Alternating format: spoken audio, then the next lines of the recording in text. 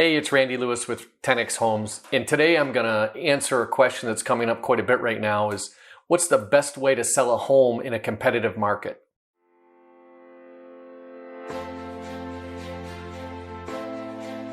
So how do you sell your home in a competitive real estate market? Well, there's a few pieces of advice that I have for our clients. And the first one is make sure that you have expert representation, someone that has success in a competitive market. And I don't mean just has real estate experience or has negotiated some contracts.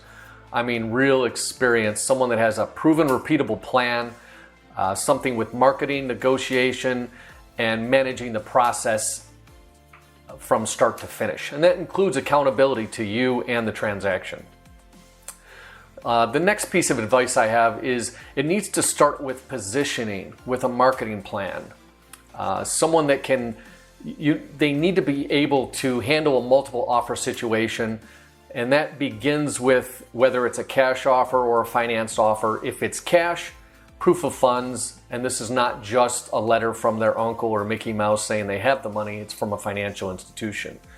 The next part of that is if it's there's a loan involved in this process, then it's not just look at the letter and believe the credibility of the letter. It's actually speaking with the borrower's lender, buyer's lender, and making sure that they have the ability to qualify and finding out as much as we can, because hopefully there'll be multiple offers received and we'll need to compare this with other offers. The next bit of advice is not to jump too much, too quick. Don't take that first offer, or don't necessarily take an offer that seems too good to be true, because usually they are, and those buyers tend to cancel the offer within the inspection period or something else goes wrong somewhere. And on the same token, you don't want to procrastinate and wait too long and think, because I've got multiple offers, I should wait and see if another one comes in. Once you have multiple offers, we'll have a feel of whether it's going to be one more or they're going to continue to come.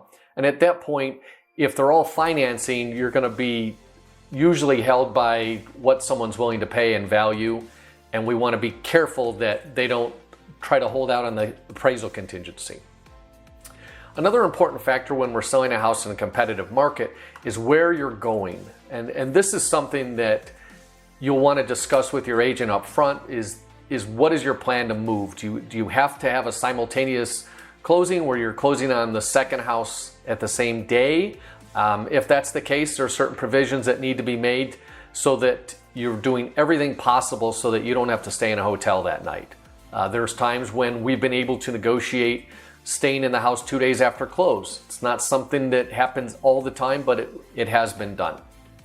Another piece of advice is when negotiating, you want to make sure that everybody feels like they're winning, both you and the buyer. That doesn't mean that you're going to give up money, but it does mean that it has to give them that warm and fuzzy, or this is another time where they may have second thoughts once they're under contract and, hey, maybe we paid too much. So we definitely want to make sure that everybody is happy with the deal. My final piece of advice is you want to make sure that it's the right money and it's the right time frame for you.